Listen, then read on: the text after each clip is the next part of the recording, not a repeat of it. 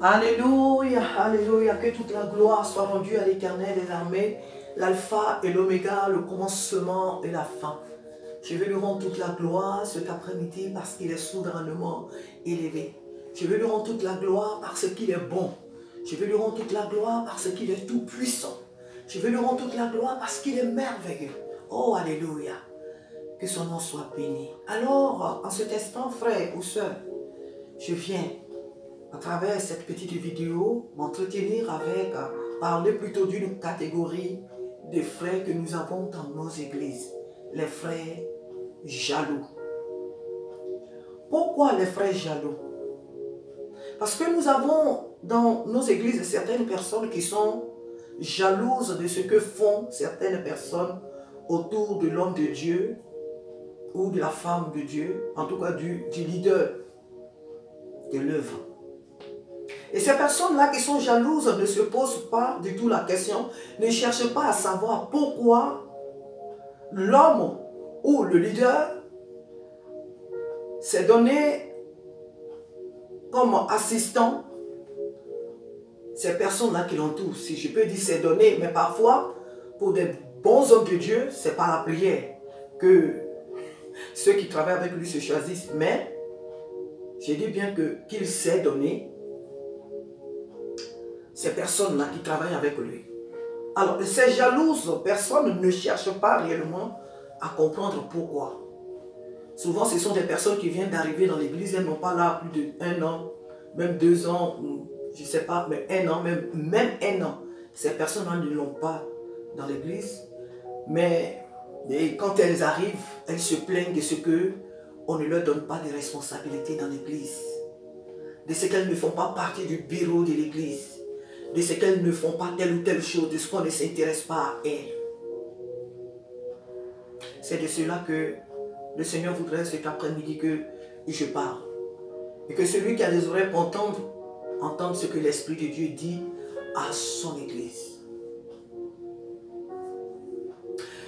Nous voyons dans la Bible que Jésus lui-même, celui, notre Maître, celui que nous servons, lorsqu'il est arrivé dans son ministère, il est arrivé un moment où il devait choisir des personnes qui allaient l'accompagner dans son ministère, qui allaient cheminer avec lui dans son ministère. Il s'est trouvé là autour de lui un nombre de personnes. Et la parole de Dieu nous dit qu'il y a eu parmi ce nombre-là quelques personnes, au nombre de 70 je crois, si je me rappelle bien, qui n'ont pas supporté son enseignement et qui sont partis.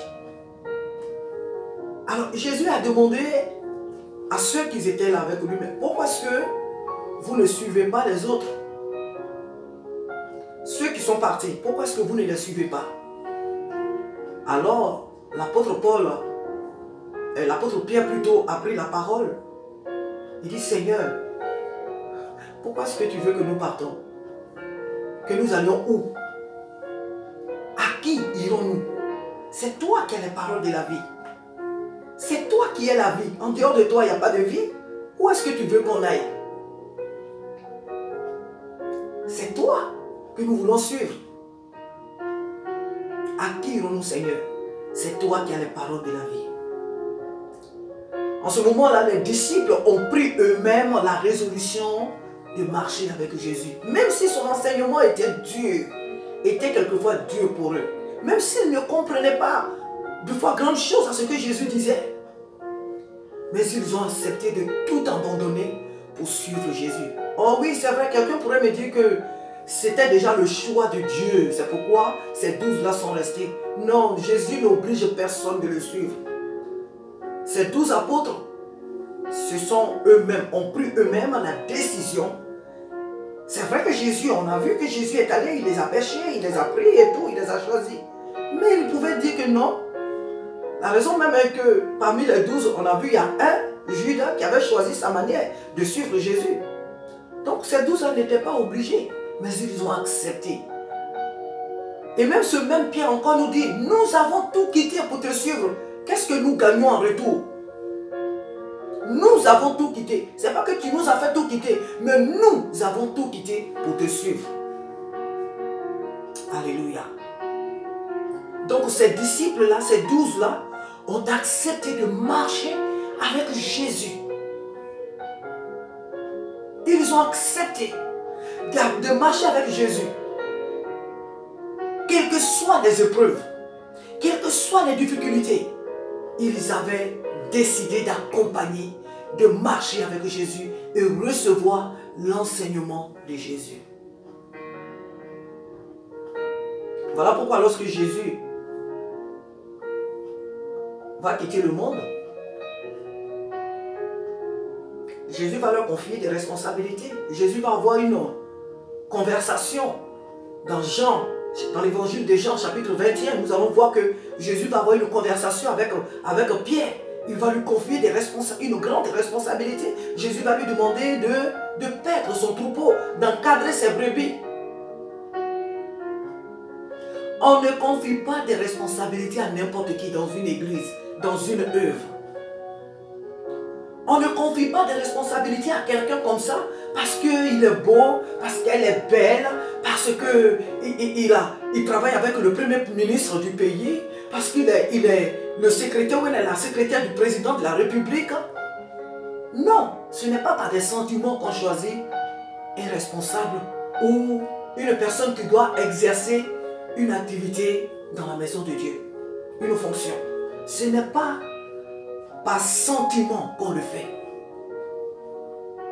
Quand vous arrivez dans les églises, vous ne vous demandez pas l'histoire, vous ne cherchez pas à connaître l'histoire de l'église, l'histoire de l'œuvre.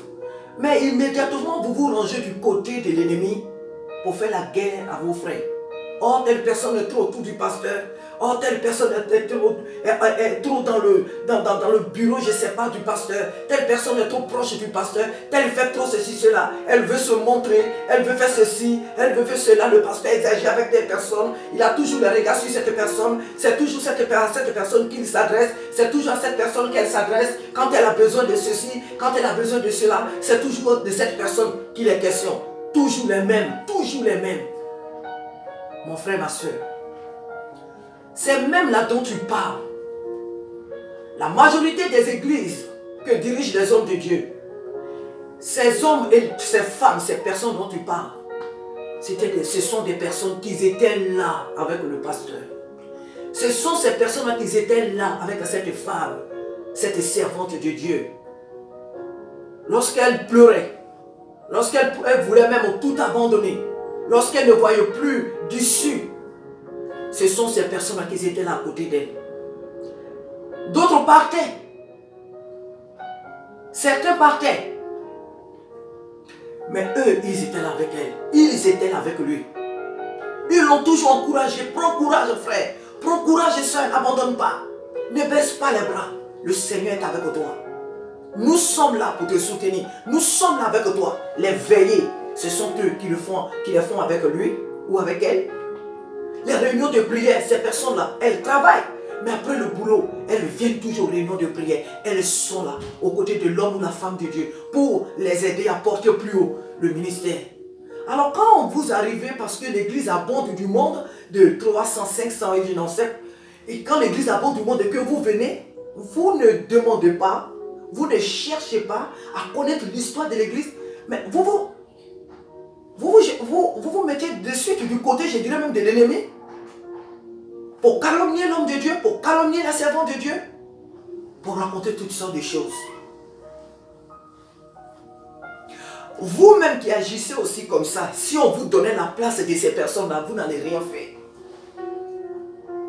Si on vous donnait les places qu'occupent ses frères, ses soeurs autour du pasteur, autour de la servante de Dieu, vous n'allez pas pouvoir faire quoi que ce soit. Vous ne ferez même pas le quart de ce que ces personnes font autour du pasteur, de ce que ces personnes font dans l'œuvre. Vous ne savez pas comment ces personnes se privent. Vous ne savez pas comment ces personnes-là fléchissent les genoux pour soutenir le leader pour que l'œuvre puisse aller de l'avant.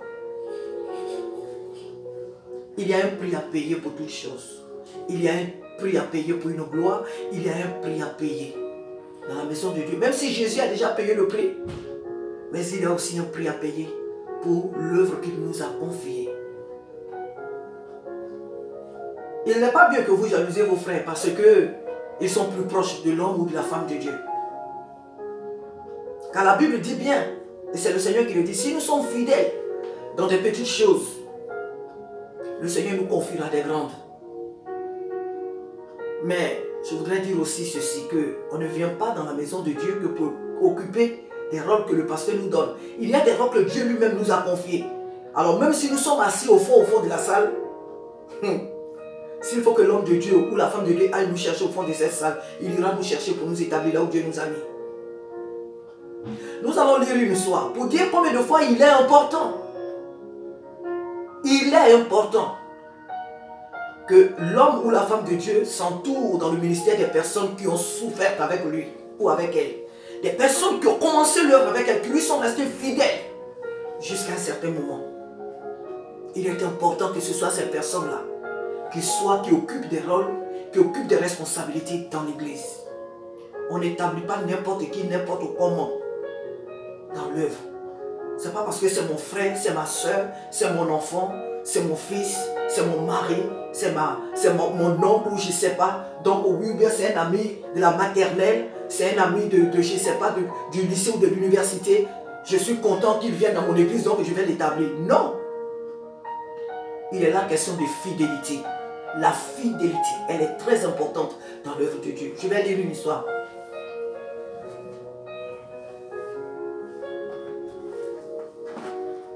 Nous voyons dans les Actes des Apôtres, la Bible nous dit que lorsque, comment on appelle, Judas, de par son attitude, est parti du groupe, voilà ce qui se passe. Actes des Apôtres, chapitre 1, je lis à partir du verset 21. Il faut que parmi ceux qui ont accompagné tout le temps, il faut que parmi ceux qui nous ont accompagnés tout le temps que le Seigneur Jésus a vécu avec nous, depuis le baptême de Jean jusqu'au jour où il a été enlevé du milieu de nous, il y en a un qui nous soit associé comme témoin de sa résurrection. Je n'ai pas commencé beaucoup plus haut, mais je pense que là, cette partie-là, elle est importante. Pour dire qu'il est important que l'homme ou la femme de Dieu, dans le ministère, dans l'église, établisse autour de lui des personnes qui lui ont été fidèles. On ne peut pas prendre quelqu'un qui vient d'arriver comme ça dans une œuvre, qui vient d'arriver dans une église, et puis l'établir. Pourquoi? Il y a souvent certains leaders qui le font par peur, je ne sais pas, parce qu'ils ont envie tout simplement que l'église soit grande, et puis des fois, pour éviter que cette personne parte, en un mot. Parce qu'en lui donnant les rôles, ou un rôle, ça lui permet de rester là. Mais c'est une très mauvaise manière de faire. Mais ce n'est pas de cela que je voudrais parler. Ce n'est pas de cela que le Seigneur m'amène à parler. Le Seigneur voudrait que je te parle, toi, ma soeur, mon frère. Toi qui es dans l'église et qui murmure et qui jalouse tes frères, tes soeurs qui sont autour de l'homme, autour du leader de l'œuvre. On ne choisit pas n'importe qui pour être à un poste quelconque dans une église. Il faut des hommes et des femmes fidèles qui sont convertis, qui ont compris ce que c'est qu'être enfant de Dieu, qui ont compris ce que c'est que faire l'œuvre de Dieu, qui ne pensent pas seulement que faire l'œuvre de Dieu, c'est toujours Alléluia, Amen, Alléluia, Amen, mais qu'il y a derrière les défis. Et ces défis-là se relèvent à genoux. Ces défis-là se relèvent à genoux. Les frères ici, pour choisir un autre frère pour remplacer Judas, ils ont regardé. Ils se sont concertés. Qui sont ceux-là? Qui est celui-là qui était avec nous depuis que le Seigneur était là? Qui est celui-là qui nous a accompagnés? Qui sont ceux-là qui nous ont accompagnés quand le Seigneur était là, jusqu'au baptême? Qui sont ceux-là qui nous ont accompagnés? Et ils ont bien regardé parmi eux. Il y avait Matthias parmi ces personnes. Même si on ne le comptait pas dès le départ, même si on ne le comptait pas parmi les 12, Mais Matthias était là. Il les avait accompagnés tout le temps. Matthias était là. Donc, ils n'ont pas pris comme ça un homme dans la foule parce que, oui, non, parce qu'il était un cousin de Pierre ou de Jacques ou bien, je ne sais pas, de André. Non. C'était quelqu'un qui était là tout le temps avec eux. Quand il pleurait, ce frère-là était là. Quand il se réjouissait, ce frère-là était là avec eux. Il ne les avait pas abandonnés. Vous êtes souvent, vous, ces gens de frères-là, vous êtes souvent de ceux-là que lorsque tout va mal, vous disparaissez.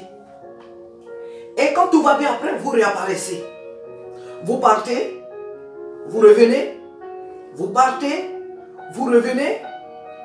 Mais vous revenez que quand tout va bien. Mais quand tout semble aller mal, vous prenez la porte. Vous n'êtes jamais là. Les hommes de Dieu vont organiser des croisades, vont organiser des réunions de prière, des jeûnes, et ceci, cela. Vous n'avez jamais le temps. On va faire ça dans l'église, on va faire telle chose. Vous n'avez jamais rien et vous n'avez jamais le temps pour participer à l'avancement de l'œuvre de Dieu. Mais vous pensez qu'avoir, comme on appelle, avoir un ministère dans la maison de Dieu, c'est tout simplement dans le but de paraître. Pour qu'on dise, ah oui, lui c'est le responsable de l'église. Ah, celle-là c'est la responsable. Ah, celle-là c'est ça. Pour paraître. Non, non, non. L'œuvre de Dieu, ce n'est pas pour paraître. Si Dieu nous a donné un don, où qu'on soit dans la salle, nous serons toujours là. Le Seigneur nous amènera là où lui, il nous a établis. Faire l'œuvre de Dieu, ce n'est pas pour paraître. Faire l'œuvre de Dieu, ce n'est pas pour prouver à telle ou à telle personne qu'on est capable. Parce que ce n'est pas une œuvre physique, c'est même si on utilise le corps. Mais ce n'est pas avec la chair qu'on réfléchit, ce n'est pas avec ce corps qu'on réfléchit pour faire l'œuvre de Dieu. Vous voyez, pour faire cette vidéo que je suis en train de faire, j'ai passé du temps dans la prière. J'ai passé du temps dans la prière. J'ai dit, Seigneur, tu m'as donné une pensée. Mais qu'est-ce que je vais dire? Je te confie ma bouche. Je m'abandonne entre tes mains. Permets que, Seigneur, ce message réveille mon frère, réveille ma soeur. J'ai d'abord prié. Parce que ce n'est pas une œuvre charnelle. Parce que ce n'est pas une œuvre. Je ne fais pas cette vidéo pour régler des comptes. Je ne vise pas des personnes. Non. Je ne vise pas une personne dans mon esprit. Non, je dois dire ça pour qu'elle puisse voir, pour qu'il puisse voir. Non. Dieu veut parler à quelqu'un que lui, il connaît. Je me parle à moi. Elle me parle à moi, sa parole. Et elle parle à chacun de nous. Et à celui ou celle qui veut comprendre. J'ai d'abord passé du temps dans la prière. Donc l'œuvre de Dieu que nous faisons dans la maison de Dieu, même si on est là pour balayer, ce n'est pas pour qu'on nous donne des trophées. Ce n'est pas pour qu'on paraisse aux yeux des hommes. Ce n'est pas pour être applaudi. Ce n'est pas parce que dans la maison de Dieu, tu ne fais pas quelque chose, je ne sais pas, et que tu es là, je ne sais pas, que tu n'es pas considéré. Ce n'est pas parce qu'on est responsable d'une église qu'on est respecté, qu'on est considéré. Vaut mieux être considéré par Dieu que des hommes. Vaut mieux avoir le respect de Dieu que celui des hommes. Arrêtez de mortifier vos frères, vos soeurs qui travaillent avec les hommes de Dieu, avec les femmes de Dieu. Arrêtez de jalouser ceux qui entourent les leaders dans l'église. Vous voyez comment ces personnes-là se décacassent. Elles travaillent aussi. Certains sont des infirmiers, certains travaillent dans le corps médical. Certains travaillent peut-être dans le corps du droit. Certains travaillent dans je ne sais pas, dans l'hôtellerie ou autre. Mais ces personnes sont là tous les jours. Lorsque l'homme de Dieu ou le leader de l'église a besoin de ces personnes, elles sont là. Elles ne disent pas non, écoute, je viens du travail, je suis fatigué. Ah oui, ça, mon enfant est malade, donc ceci. Ah non, j'ai telle chose à faire. Ces personnes-là sont toujours là. Donc, elles sont des personnes sur lesquelles on peut compter. Mais l'apôtre Paul va encore plus loin pour dire à Timothée que ce que tu as appris de moi, confie-le à des personnes capables de l'enseigner aussi aux autres. Donc, on ne peut pas confier des responsabilités à une personne qu'on ne sait pas capable de transmettre cet enseignement à quelqu'un d'autre. On ne peut pas. On ne peut pas confier des responsabilités à une personne qu'on sait qui est tout le temps absente. À une personne qui n'est pas fidèle. Parce que certaines personnes, vous pensez... Oh Seigneur, donne-moi le mot qu'il faut. Certaines personnes pensent que dans l'église, ces personnes-là plutôt pensent que tout ce qu'elles font pour un homme. Elles le font pour le pasteur, elles le font pour telle ou telle personne. Elles oublient souvent que ce qu'elles font dans la maison de Dieu, c'est pour Dieu qu'elles le font. Vraiment que le Seigneur t'aide à revenir à lui. Que le Seigneur t'aide, mon frère, ma soeur, à revenir à l'Éternel, à revenir au Saint-Esprit. Et arrête de murmurer. Arrête de te plaindre. Arrête de jalouser ceux qui entourent les hommes et les femmes de Dieu. Arrête de jalouser ceux qui ont des postes dans l'église. Arrête de jalouser ceux qui occupent des responsabilités dans l'église. Mais encore, ceux qui sont proches du leader de l'église. Arrête de les jalouser. Alléluia. Nous disons souvent qu'on ne peut pas changer une équipe qui gagne. Une équipe qui gagne, on ne la change pas. S'il s'est entouré de ces personnes et qu'avec elles, l'œuvre avance, mais il vaut mieux rester avec ces personnes. Ce n'est pas une équipe du monde, même encore une équipe du monde. L'équipe de football, elle est du monde. Mais souvent, les joueurs qui jouent bien, ils sont souvent irremplaçables. On ne les remplace pas parce que ce sont eux qui nous font marquer les buts. Donc on ne les change pas comme ça.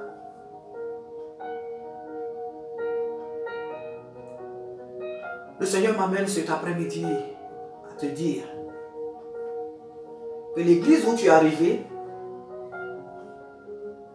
tu dois d'abord demander l'histoire de cette église-là. Il faut savoir d'où sort cette œuvre. Et qui sont ces personnes-là qui sont autour des leaders que tu vois là. Tu n'es pas venu là pour être autour du pasteur. Tu peux être même au fond de la salle et servir Dieu. Être récompensé par Dieu. Tu peux être là au fond de la salle et apporter à l'œuvre ce que Dieu a déposé en toi. Donc il faut arrêter cette attitude-là. Il faut arrêter ce comportement. Si tu étais là avant, au début de l'œuvre, et que tu es parti, on ne sait pas où. Si tu es parti, tu n'étais plus là. Ceux qui sont arrivés après, ils sont restés là. Ils ne sont plus partis. Ils sont restés là auprès de l'homme de Dieu. Ils étaient là. À tout moment que l'homme de Dieu ou la femme de Dieu avait besoin d'eux, ces frères-là, ces sœurs-là, étaient là. Donc, quoi de plus normal qu'on leur confie des responsabilités? Quoi de plus normal qu'on leur confie des responsabilités? Quoi de plus normal? Mais de quoi tu te plains? De quoi est-ce que tu te plains? Lorsque Jésus va récompenser ses enfants, sa parole nous dit quoi? Viens entre fidèles, il y a le mot fidèle, fidèle serviteur. Dieu récompense la fidélité. Pas le vagabondage. Dieu récompense, Jésus-Christ récompense la fidélité, notre fidélité. Notre fidélité dans ce que nous faisons pour le Seigneur. Il est important que nous soyons fidèles. Il est important pour toi, mon frère, ma soeur, que tu sois fidèle dans l'assemblée où que tu crois appartenir. Même dans le monde, là, je crois que dans les services, on récompense les anciens. On parle souvent de l'ancienneté. L'ancienneté même est récompensée dans beaucoup d'entreprises. L'ancienneté, elle est récompensée. Et je pense qu'ils l'ont pris de Dieu. Car tout ce qui est bon vient de Dieu. La Bible nous dit que tout don excellent vient du Dieu le Père des Lumières. Donc, arrête de prendre ton téléphone pour faire le tour de je ne sais quoi, pour appeler qui tu veux appeler, pour critiquer, pour te morfondre, pour raconter n'importe quoi à propos de tes frères qui sont autour du leader. Que le Seigneur t'aide à abandonner cette voie. Et tu ferais mieux, alléluia, de prier pour le leader de l'église. Que le Seigneur te donne la force de prier pour les frères qui travaillent aux côtés du pasteur. Si tu aimes réellement Jésus-Christ, alléluia, Si tu aimes réellement Jésus-Christ, prie pour ceux qui sont autour de son serviteur ou sa servante, ceux qui travaillent dans le secret, ceux qui travaillent pour que l'œuvre puisse aller de l'avant. Ceux qui travaillent pour ne pas que ces lieux-là soient fermés. Ceux qui donnent sans compter pour ne pas que ces lieux-là soient fermés. Ceux qui font de sorte à ce que ces lieux-là soient ouverts toujours et que vous venez pour prier. Tu dois prier, tu dois intercéder pour eux. Et pas les jalousies. Je prie cet après-midi que la jalousie te quitte. Je prie pour que l'esprit de fumisterie te quitte. Je prie pour que l'esprit de jugement te quitte. L'esprit de jalousie te quitte. Et que tu sois un véritable enfant de Dieu. Que le Seigneur te bénisse. Que le Seigneur te fortifie. Je ne te juge pas. Mais la Bible dit que Dieu ne parle pas au hasard. Et il ne parle pas en vain. Il sait que ce message est pour toi. Alors que tu me regardes, le Seigneur sait ce que tu dis dans ta maison. Quand tu prends ton téléphone, ce que tu fais. Pourquoi? Parce que tu ne fais pas partie du personnel qui entoure le pasteur.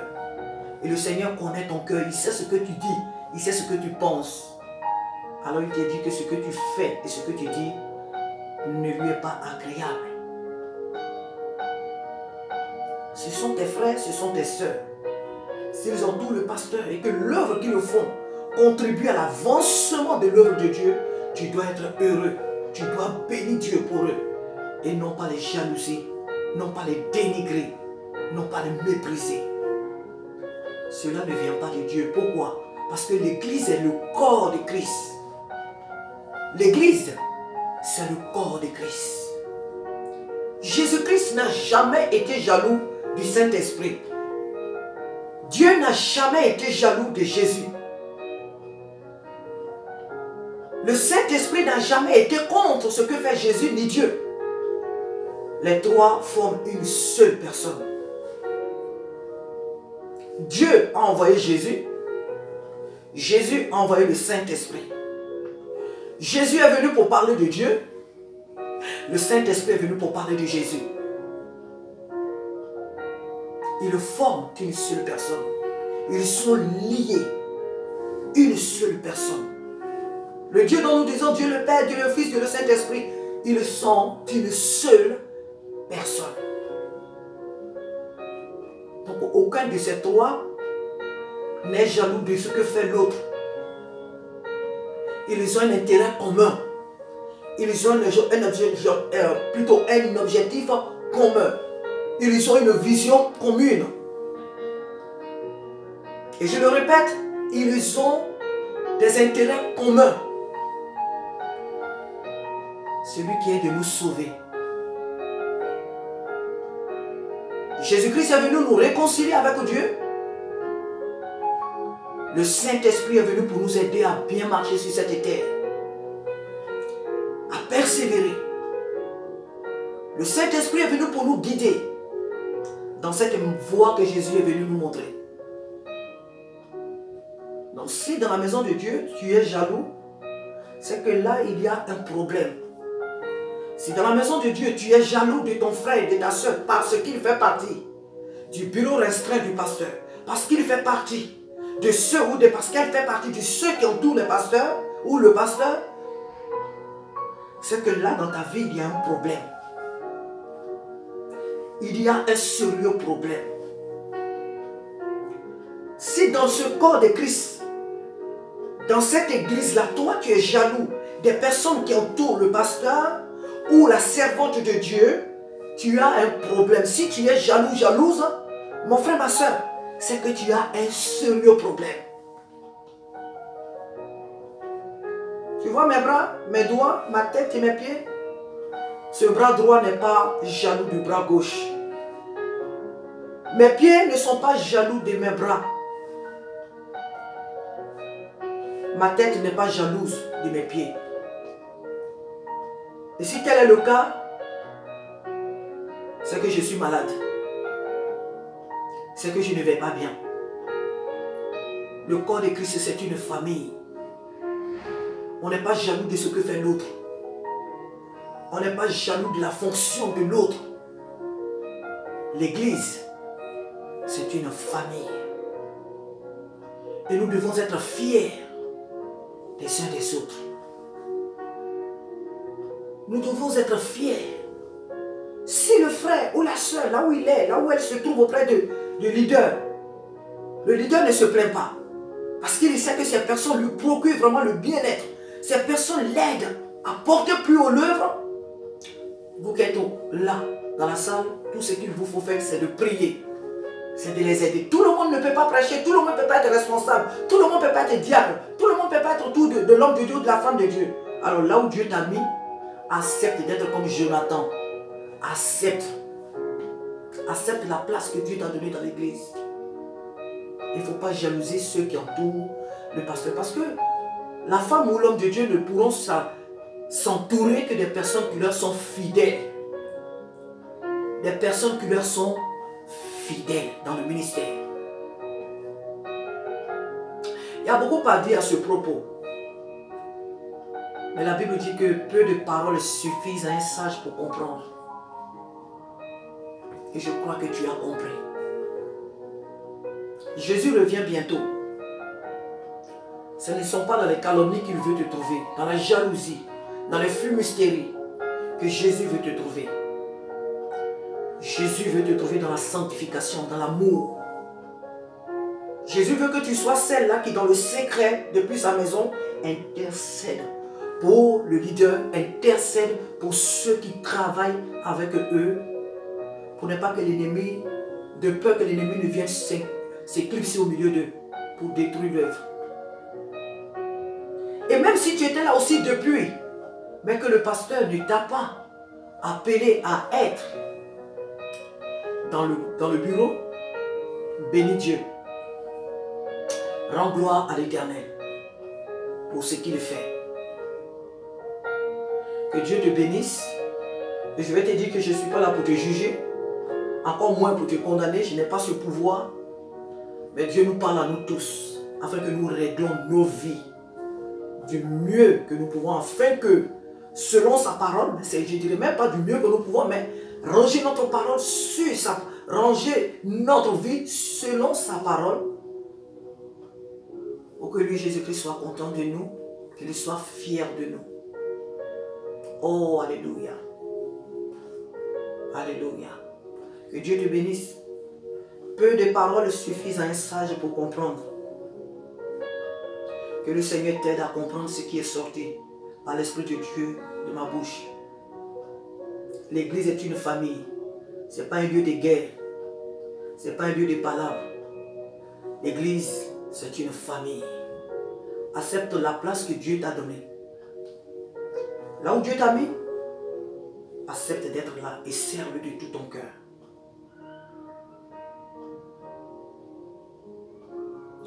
Le leader ne peut s'entourer que de ceux qui lui ont été fidèles ou qui lui sont fidèles. Ceux qui ont été là avec lui depuis le début de l'œuvre. Qui lui sont restés fidèles jusqu'à ce que toi tu viennes. Il ne peut s'entourer que des personnes fidèles. Pas des touristes. Ceux qui sont là aujourd'hui, 1 mois, 2 mois, ils disparaissent. Ceux qui sont là aujourd'hui, demain, on ne les voit pas. On ne peut pas confier des responsabilités à des touristes. Un vrai serviteur de Dieu ne peut pas s'entourer des hommes ou des femmes touristes. Aussi haut fonctionnaire qu'il soit, aussi riche ou je ne sais quoi qu'il soit, aussi grand ou bel ou beau qu'il soit, il ne peut pas s'entourer de ces genres de personnes qui ne sont pas fidèles. Alléluia. Que Dieu soit béni. Un véritable leader ne peut s'entourer dans l'œuvre que des personnes qui lui sont fidèles, qui ont été fidèles, qui ont été là depuis le commencement de l'œuvre et qui lui sont restés fidèles jusqu'à ce que toi, de qui le Seigneur parle, jusqu'à ce que tu arrives. On ne peut pas s'entourer des inconnus, sinon la communication serait mal. La communication fonctionnera très mal. On ne peut pas s'entourer de personnes qu'on ne connaît pas. Sinon, la communication passera très mal.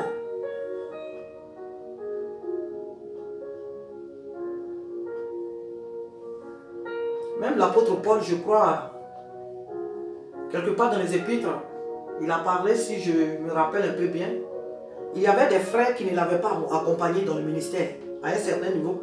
Il n'a pas voulu les prendre pour continuer la route avec eux. Il a dit non, ces frères, telle personne n'était pas là quand on passait, quand on traversait cette épreuve, quand on passait là.